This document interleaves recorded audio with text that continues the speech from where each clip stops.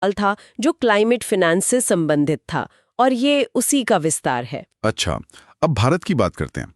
हमने COP26 में पंचामृत लक्ष्य तय किए थे और अपने एनडीसीज को भी अपडेट किया है।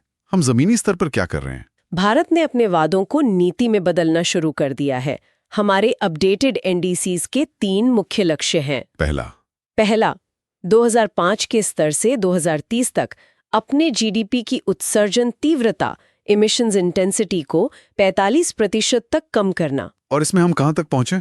हम 36% पहले ही हासिल कर चुके हैं। वाह! दूसरा लक्ष्य है 2030 तक गैर जीवाश्म ईंधन नॉन फॉसिल फ्यूल आधारित ऊर्जा स्रोतों से 50% संचयी विद्युत शक्ति स्थापित क्षमता प्राप्त करना। ये लक्ष्य तो बहुत एम्बिशियस लगता है। और हमने ये कर दिखाया है।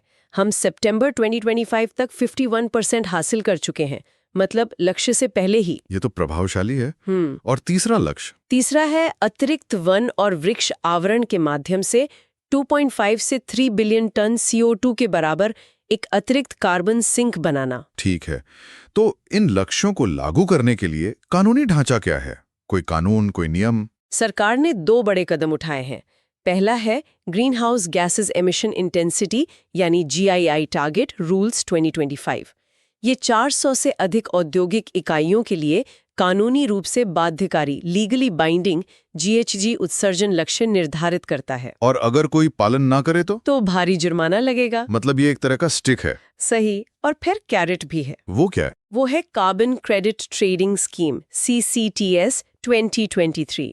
ये एक बाजार आधारित प्रणाली है।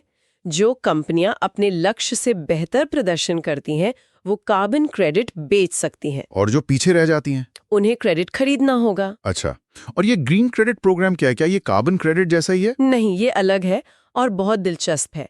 Green credit program mission life का हिस्सा है। ओके। ये सिर्फ कार्बन उत्सर्जन कम करने के लिए नहीं है। ये वृक्षारोपण, जल संरक्षण, सतत कृषि जैसी 8 गतिविधियों के लिए प्रोत्साहन देता है। मतलब कोई भी ऐसा काम जो पर्यावरण पर पॉजिटिव प्रभाव डालता है। बिल्कुल।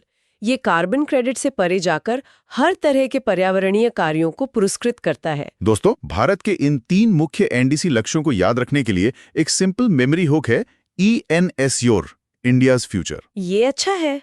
E से एमिशन इंटेंसिटी घटाना, N से नॉन फॉसिल फ्यूल क्षमता बढ़ाना और S से कार्बन सिंक बनाना। ENS, बहुत बढ़िया। द्वारा अपने एनडीसीज को प्राप्त करने के लिए लागू किए गए बाजार आधारित तंत्रों की विवेचना करें। बिल्कुल। अब आते हैं